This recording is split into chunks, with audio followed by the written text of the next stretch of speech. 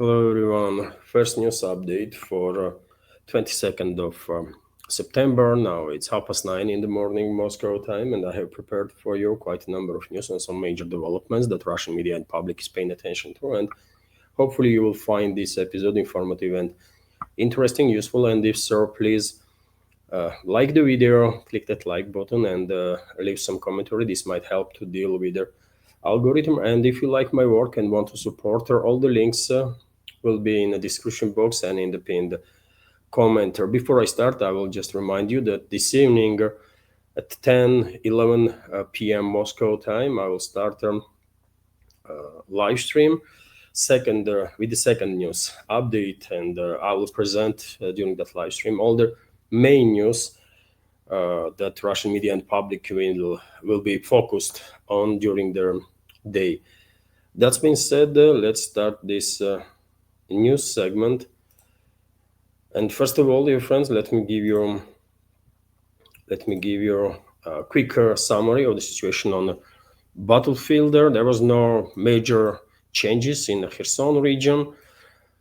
In Zaporozhye direction, as I reported earlier, Russian troops are advancing in direction of Stepnogorsk and in direction of Primorskaya, these two settlements on the western flank of Zaporozhye region. Also, Russian armed forces accelerating advances, local scale offensive operations in the eastern flank of Zaporozhye region. And just a day or two earlier, I did a report about liberation of Novo-Ivanovka settlement that you see right now on your screen. Also, Russian troops continue advances in Dnipropetrovsk direction. Already about a dozen of settlements are liberated in Dnipropetrovsk area, and latest reports are that Berezovaya settlement is under complete Russian control, and also Sosnovka settlement. That's when it comes to also Novo-Nikolaevka, by the way. Novo-Nikolaevka, Russian troops are already in Kalinovskaya settlement. When it comes to DPR, main area of hostilities is, of course, in direction of Pokrovsk-Mirnograd, in direction of Konstantinovka, although Russian troops also liberating all their southern parts, all the areas until the border with the Dnipropetrovsk region on the northern part of DPR2, and Muravka settlement is one of those settlements that are right on the border with Dnipropetrovsk region, and is already been liberated too in past 24 to 48 hours. When it comes to Pokrovsk-Mirnograd, Russian armed forces conducting operations in both these cities. Russian troops are very active in Pokrovsk, and forward units are operating in central parts of this relatively larger town. And also Russian troops have been spotted on the outskirts of Mirnograd on this street of Pugacheva, for example, and you have an icon here of presence of Russian troops. So it's not just the DRGs, I assume, but also regular forces that are already conducting operations in the vicinity of these two cities. When it comes to Konstantinovka direction, we had reports that Russian troops are conducting operations on outskirts of Konstantinovka from northeastern side. And yesterday I read some articles based on which we can assume that Russian troops are advancing also from southern direction towards the southeastern direction towards the Konstantinovka. Also, Seversk is, of course, a big area, one of the main areas of hostilities at this point. Recently, I reported about progress of the Russian armed forces in Serebryanka forestry area. Russian troops forced enemy out of this massive forest and are advancing now in direction of Yampol settlement, which is right on your screen. Relatively large settlement, and a very important one strategically or speaking at this point, because it's located in between Liman, main stronghold of the Kiev regime, and also Seversk, another main stronghold of the Kiev regime in this area before Slavyansk, Kramatorsk agglomeration. So progress of the Russian armed forces in this area is also significant. Also, I reported earlier that Russian troops established control over the Atradne settlement in the Kharkov region, and this morning we are receiving reports that Russian troops encircled Kiev regime's formations in Volchansk, by the way, on the western outskirts of Volchansk in Sinelnikovo settlement, which is this one, by the way. Kiev regime's forces are encircled in this forestry, and according to reports, Kiev regime forces tried at least twice to attack Russian forces in this forest to conduct deblocation of these encircled units of two Ukrainian brigades, and they failed. And well, because reports are that these Kiev regime's formations are up to 200 military personnel is trapped in this forestry. I assume they are located on northern side of Sinelnikovo, closer to northern part of the Volchansk. And if this is true, then well, one might assume that mainly this forestry, at least northern part of this massive forestry, also on the western side of Volchansk, is under Russian control. That's been said, dear friends. That's it when it comes to short or quick summary of the situation on the battlefield. Let's continue with some other news now, and we have this report from TASS News Agency, which is based on Defense Ministry's latest update that overnight Russian air defense systems on duty intercepted 114 drones that was launched by Kiev regime with assistance of NATO to strike deep into Russian territory. I can give you some specifics. 25 drones were intercepted over the Krasnodar Krai and Rostov region, 19 drones over the Belgorod region, 13 over the Astrakhan, 10 over the Republic of Crimea, 7 over the Bryansk region. Also, 5 drones were intercepted over the Sea of Azov, 3 each over the Yaroslavl and Volgograd regions, 2 drones over the Black Sea, and 1 drone each over the Kursk and Voronezh regions. Unfortunately, quite a wide geography of these long-range strikes on Russia that NATO is orchestrating. But as always, Russian air defense systems on duty are intercepting vast majority of incoming aerial targets. Vast majority, but unfortunately not always possible to intercept 100% of aerial targets.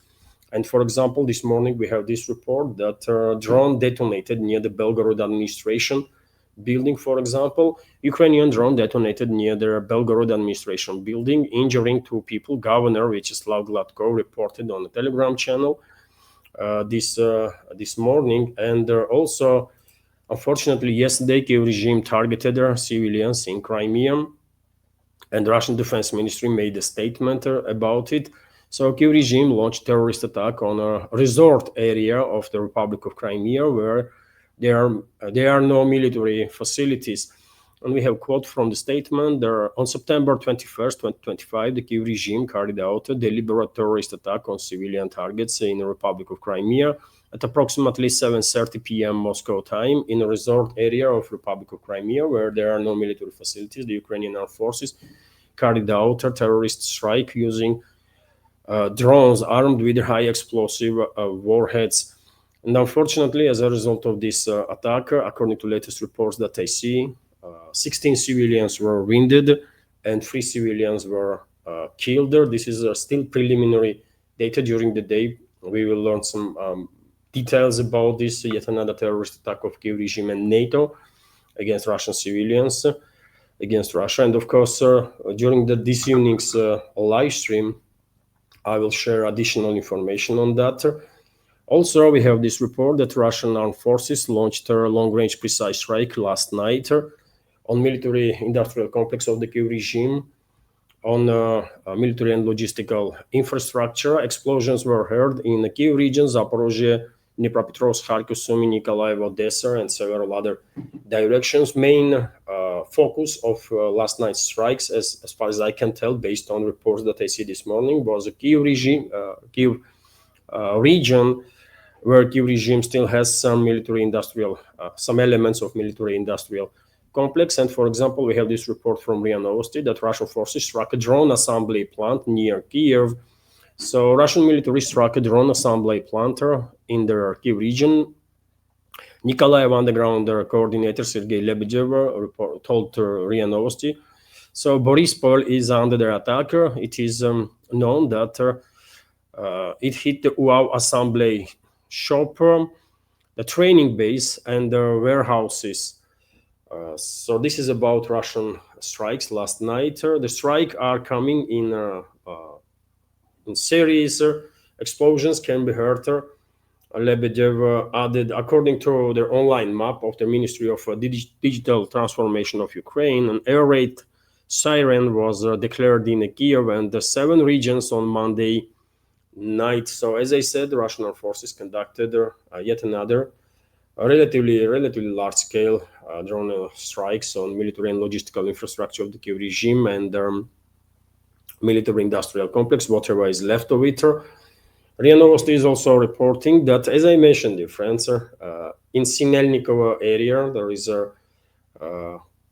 formations from 2 Ukrainian brigades that are encircled, and Kiev regime's forces are trying to deblocate these units, and they are failing. And RIA Novosti is reporting exactly about that. So Ukrainian armed forces were unable to free the combat groups of 2 brigades encircled near Sinelnikovo in the Kharkov sector. Russian security forces told RIA Novosti over the course of past day, their enemy twice attempted to free the combat groups of the 57th and 127th brigades of the Kiev regime, who were encircled in the forest. They were unsuccessful and retreated to their original positions with losses. The agency source told the RIA Novosti, and yet again, this information, as well as many others, are indicating that Russian troops are becoming somewhat more active in Volchansk and the Lipsy direction. So we already have received reports about progress of the Russian armed forces in Volchansk area, which is northern part of Kharkov direction, of course. And who knows, maybe in relatively short time, Volchansk city will be, completely liberated. Russian troops clearly are conducting operations, flanking operations, to encircle basically and cut supply and support lines of Kiev regime's forces in the eastern part of this city, which is divided by Volchia River. That's being said, dear friends, let's continue with some other news. And we have this report from TASS News Agency that UN Security Council will hold a meeting on September 22nd, that is today, due to alleged Russian MiG-31 incident over Estonian airspace. An emergency meeting of the UN Security Council to discuss the alleged violation of Estonian airspace by Russian MiG-31 fighter jets will be held on September 22nd. The Estonian foreign minister announced this, and of course, not just Baltic states, but also their NATO allies, other NATO allies will use this opportunity to yet again make dozens of anti-Russian statements without providing any proof, any factual evidences that Russian planes actually entered Estonian airspace. Recently, we have seen quite a number of false flag operations conducted by Western secret services by NATO member states, basically. And my personal assumption is that globalist control regimes in Europe, in collective West in general, are preparing ground for next phase of escalation. And that's why they are intensifying these false flag operations. Meanwhile, US President Trump was asked about all this situation once again, and so-called journalists in US were trying to basically make Trump say that he will go for a war, full-out war or all-out war against Russia for Baltic states or the Poland, and basically that's what he actually said at least indirectly. Let me give you some details. US President Donald Trump told the White House press pool that the United States will provide defense assistance to Poland and the Baltic states in the event of escalation in relations with Russia. And this is trap. This is trap that US is putting itself, right, due to short-sighted leadership of the US. When issuing such statements, when issuing such a sort of guarantees that US will get involved in a war against Russia, if there is any situation there, then you are inviting globalist and globalist control regimes in Europe, including in Baltics, to further intensify false flag operations, to force you to act on your promises. So I don't know. Something is really, really wrong with the U.S. leadership, by the way, because they are acting just too short-sighted, to put it mildly, right? And I guess vast majority of our community will agree with me on that.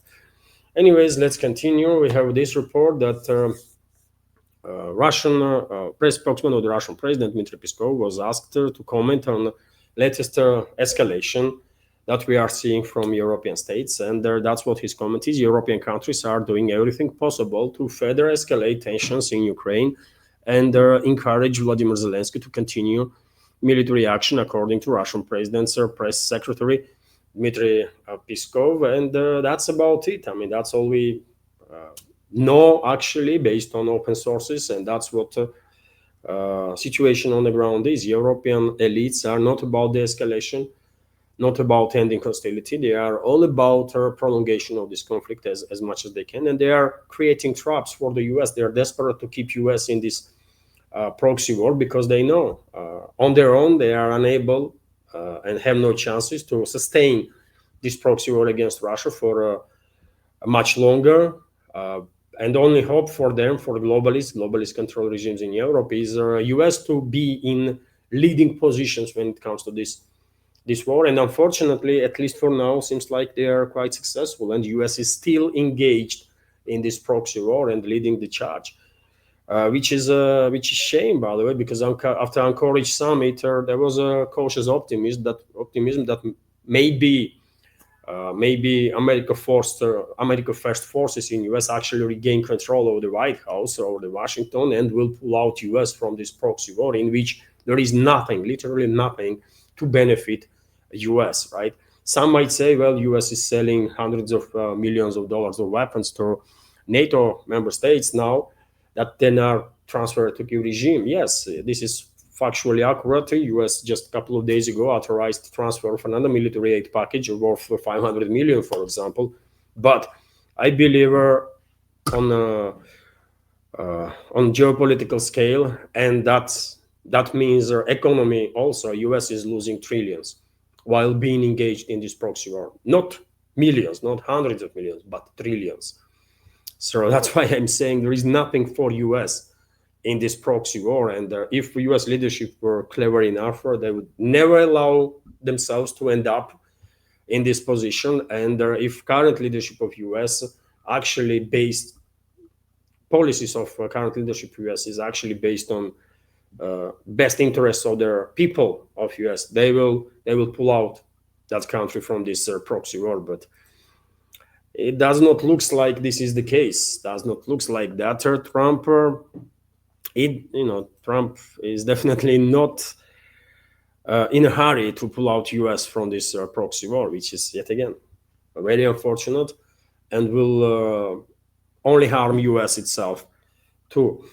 Meanwhile, dear friends, Russian forces continue exercises all over Russia, on the ground, on the air, on the sea, because we are living in dangerous times, isn't it? And we are expecting next phase of escalation from the NATO at any given point. And well, for example, we have this as an example, we have this short video, by the way, here of launch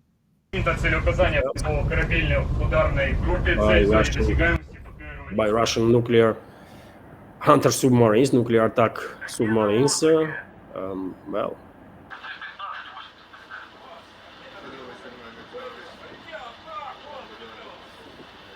quite impressive stuff.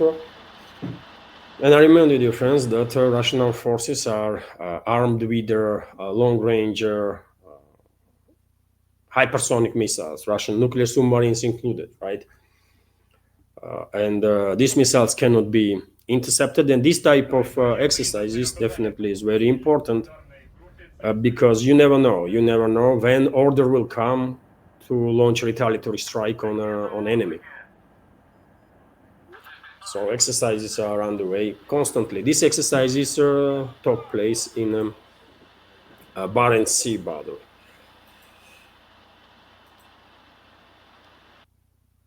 Let's hope we will see some de-escalation in near future. But based on situation on the ground, unfortunately, we don't really have much indicators to be optimistic on that.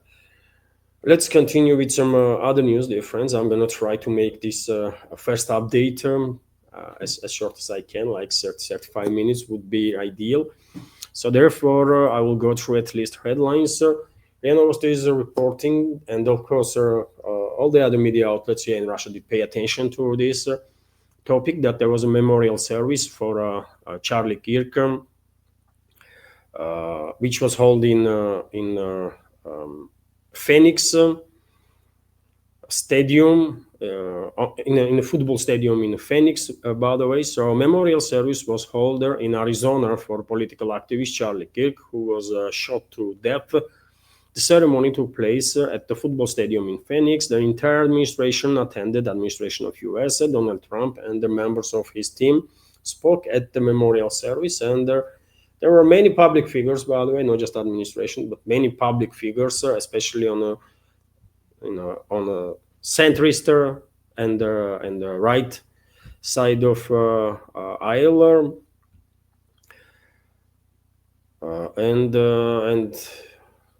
and so yes, I mean, well, it is tragic that Charlie Kirk, this young man, star in U.S.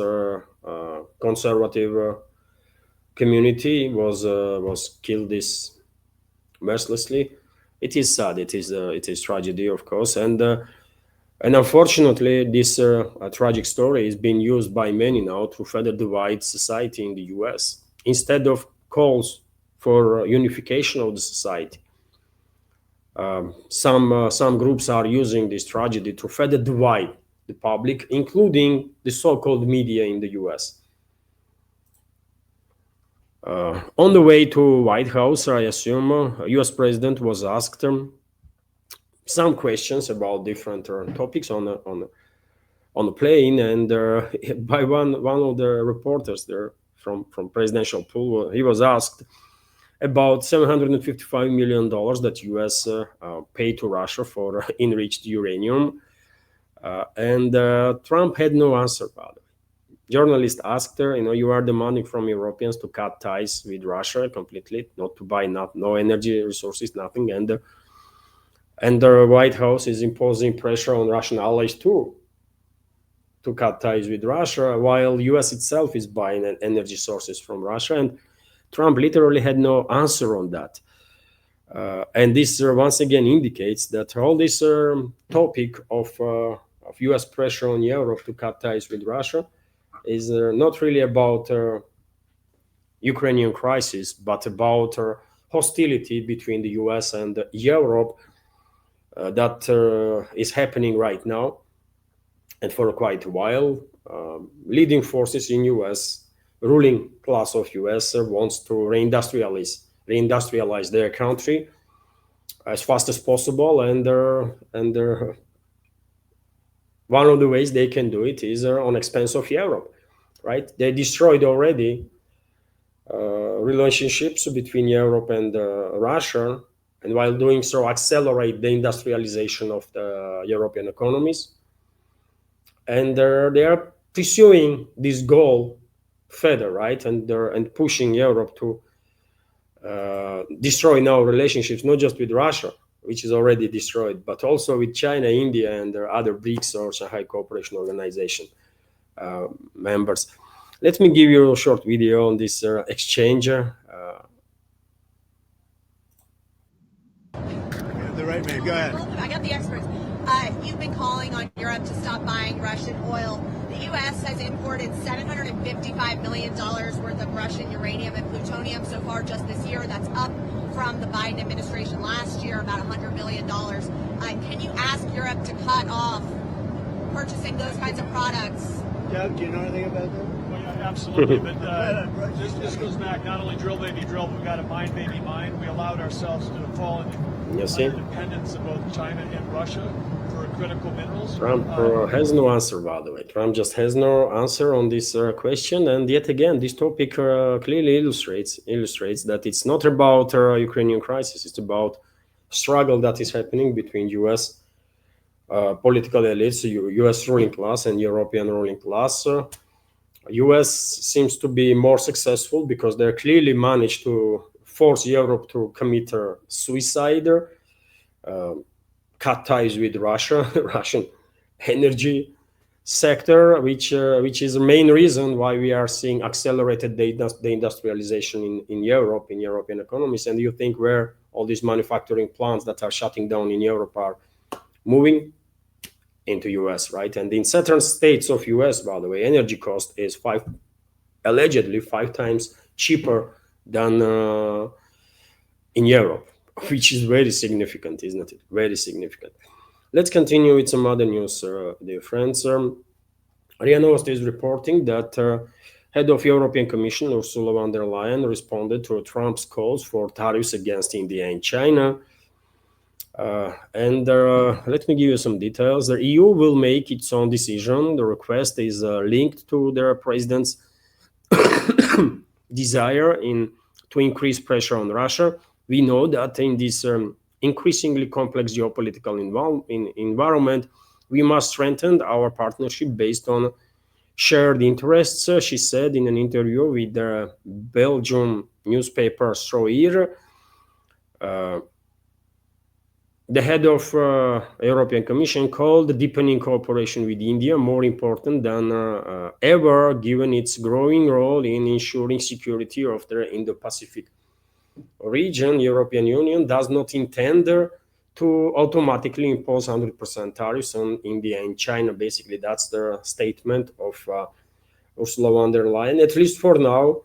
Once Trump is briefed about it, I guess he will make a call to Brussels, and very same Ursula may come up tomorrow and say that yes, I mean, we are imposing 100% tariffs on India and China. As I said, US seems to be quite successful, by the way, in forcing EU economies to commit suicide due to these individuals that are in charge of Europe, that are desperate, really desperate to keep US in this proxy war against Russia, and because of this, they are obeying any orders. At least for now, they did obey any orders that they received from Washington, and they probably will continue to do so as long as they have a hope that US is kept in this proxy war against Russia. So today, Ursula is saying no tariffs on India and China. Tomorrow, she might say very different.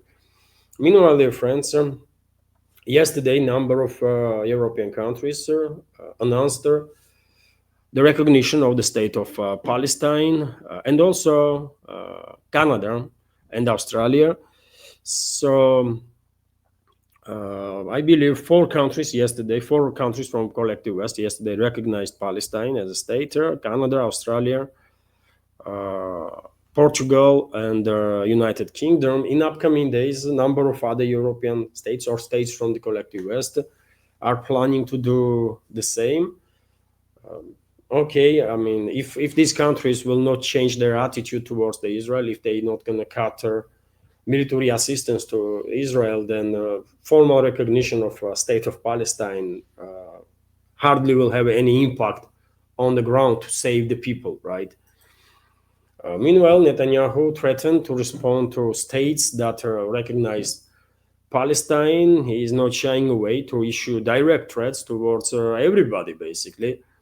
Right, and there also reports are that the Israeli regime is already considering full-scale occupation of their West Bank, not just the Gaza Strip, but also West Bank, by the way. And Sky News, for example, reported that Israel considers West Bank annexation seen as a revenge for UK recognition of Palestinian statehood, which is a false narrative, by the way. Israel always had plans to completely occupy West Bank and force locals out of the region, and they are doing this, right? With their more and more settlements, illegal settlements that they are building, they are already occupying at least half of the West Bank. Another half is under also military pressure and harassment of the Israel. They are doing whatever they want anywhere in the West Bank, and Netanyahu is very clear that Israel will not allow Palestinian state to exist. So only way to stop Israeli regime is world to get together and make certain decisions to demilitarize Israel and denazify. This is only way to stop this rogue state.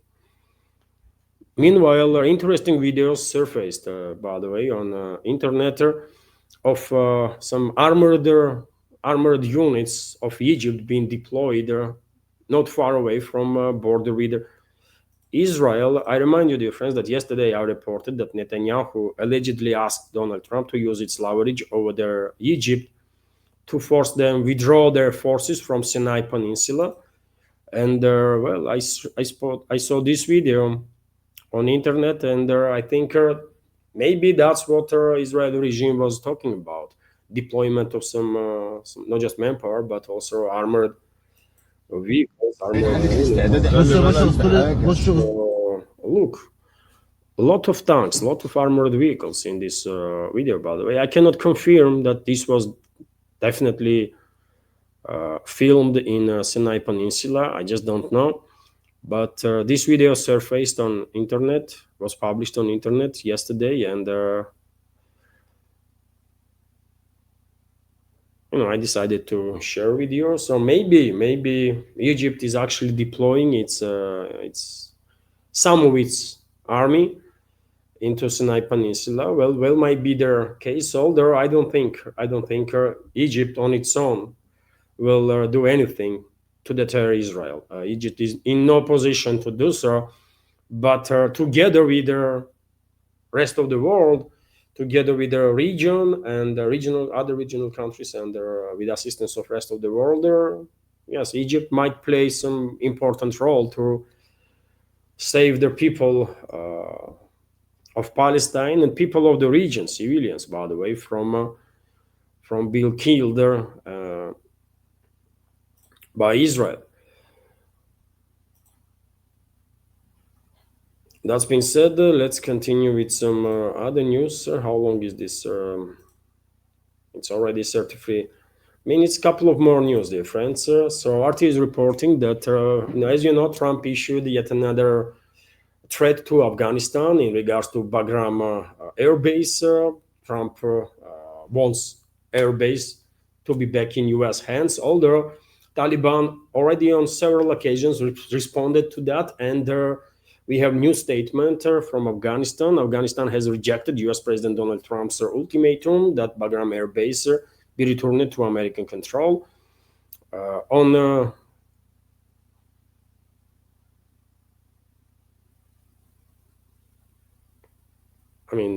Day before yesterday, Trump wrote some post on his True Social, isn't it, with threats that some bad things are going to happen to Afghanistan if this base is not returned. Later that day, Hamidullah Fitrat, deputy spokesman of the Taliban-run Afghan government, noted that Kabul has made it clear to the U.S. In all negotiations that the country's independence and their territorial integrity are of the utmost importance. And also yesterday I saw a video, by the way, when head of Afghan militaries was saying that not an inch of Afghanistan territory will be given to US or anybody else for that matter. So Kabul is very clear that there can be no talks.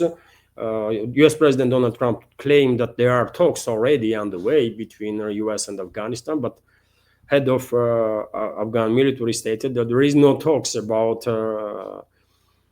giving up control on any territory of Afghanistan with anybody, including US. So I don't know, maybe Trump was just lying there. I don't know. And also, dear friends, let me give you this update on Venezuela. Trump already sent 10 warships near the Venezuela, which is nearly 13% of deployed fleet. So if anybody, excuse me, was hoping that US will back off from Venezuela, unfortunately, this is not the case, not yet. At least there is still high chances that US might go ahead with their decapitation strike on Venezuela, and regime change strike group is already placed in Venezuela area, although US lacks manpower, right? They might deploy right now several thousand troops, but I don't think this is enough to occupy Venezuela, right? So maybe eventually, after realizing that US is in no position to harass countries in Latin America or Venezuela for that matter, maybe US will eventually back off. We will find out. We will find out. But I think it is important to know what is going on there. And already 13%, which is quite a lot, 13% of US deployed fleet is located off coast of Venezuela. And dear friends, this is it for this relatively short summary, and hopefully you will find it informative and interesting. And if so, please like the video, leave some commentary, and if you like to support your friends, all the links are on this video in the description box and in the pinned comment, or PayPal, Boosty, link to my Patreon page, and if you can please subscribe to my Patreon, where I have extra content on regular basis. And before I go, let me just remind you that this evening, between 10 to 11 p.m. Moscow time, I will start a second news update with a live stream. It's going to be a live stream. So from now on, my live streams are going to be at evening time at 10, 11, not in the morning time as it was a case in previous several months. So, okay, this is it for now. Have a wonderful day, and see you this evening during the live stream. Bye for now.